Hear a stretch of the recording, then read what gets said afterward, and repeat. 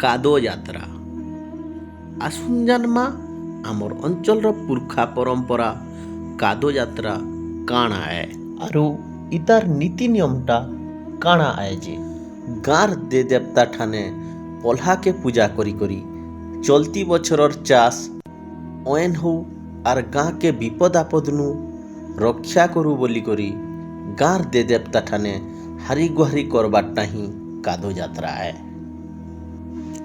କାଦୋ ଯାତ୍ରା ଆଗନୁ ଖେତେ ଯାଏ କବାର ভি কলে ছুঁচি হেসন আর গাধি কাচি করি একা ঘরকে আইসন।